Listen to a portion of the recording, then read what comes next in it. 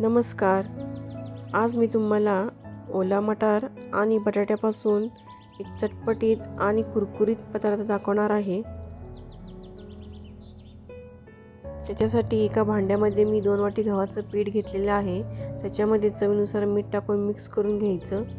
इथे मी 2 चमचे तेल टाकून तेही या कणकेला चांगलं चोळून घेते आणि आता पाणी टाकून या कणकेचा एक मऊसर गोळा मळून घ्यायचा आहे. आता इथे एक पॅन घेऊन त्याच्यामध्ये मी तेल घेतलेलं आहे. तेल गरम झाले की त्याच्यामध्ये जिरे, हिंग, आले, थोडासा ओवा टाकून परतून घ्यायचा आहे.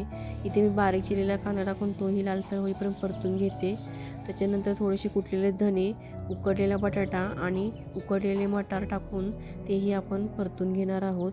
आता इथे हळद, आमचूर पावडर, धने पावडर, गरम मसाला, लाल तिखट आणि चवीनुसार मीठ टाकून परतून घ्यायचं आहे. आता इथे थोडीशी काळी मिरी पूड टाकून तीही याच्यामध्ये परतून घेते. वरून थोडीशी कोथिंबीर टाकायची आहे. आता हे तयार आहे. इथे मी भिजवलेली कणिक घेऊन ती परत एकदा मळून घेते.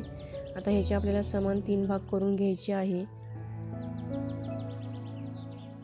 त्याच्यामधील एक गोळा घेऊन त्या गोळ्याची मी एक लांबट अशी पोळी तयार करून घेते. पोळी लाटून झाली की त्याच्यावरती आपण थोडंसं गव्हाचं पीठ टाकून भुरभुरून या पद्धतीने त्याची गुंडाळी तयार करायची आहे. गुंडाळी तयार झाली की चाकूच्या साहाय्याने आपण एकसारखे समान गोळे तयार करून घेणार आहोत. त्याच्यातील एक गोळा घेऊन हाताने या पद्धतीने दाबून घेणार आहे आणि त्याची एक आपण पातळ अशी पुरी तयार करून घ्यायची आहे. एवढी जाडसर पोळी मी तयार करून घेतलेली आहे. आता हा तयार मसाला आपण या पोळीमध्ये भरून आपण याला करंजीचा आकार देणार आहोत. त्यासाठी आपण याच्या कडा या पद्धतीने दाबून घेऊन त्याला मुरड घालायची आहे. या पद्धतीने मी मुरड घातलेली आहे.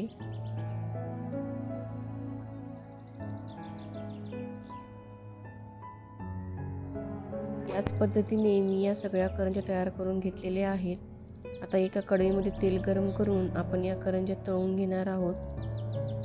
तळताना गॅस मंदच ठेवा. मंद आचेवरती आपण या करंज्या तळून घेणार आहोत. या करंज्या आपल्याला सोनेरी रंग येईपर्यंत तळून घ्यायच्या आहेत. तुम्ही बघू शकता करंजीला मस्त असा सोनेरी कलर आलेला आहे. आता या मी काढून घेते. लक्षात ठेवा, या करंजी तळताना गॅस मंदच ठेवा, म्हणजे अगदी आतपर्यंत या करंज्या कुरकुरीत होतील. खूपच मस्त आणि भन्नाट होतात. नक्की करून बघा. एकदम कुरकुरीत आणि खुसखुशीत लागतात. सध्या बाजारामध्ये वाटाणे भरपूर प्रमाणात उपलब्ध आहेत. त्याच्यामुळे ही रेसिपी नक्की करून बघा.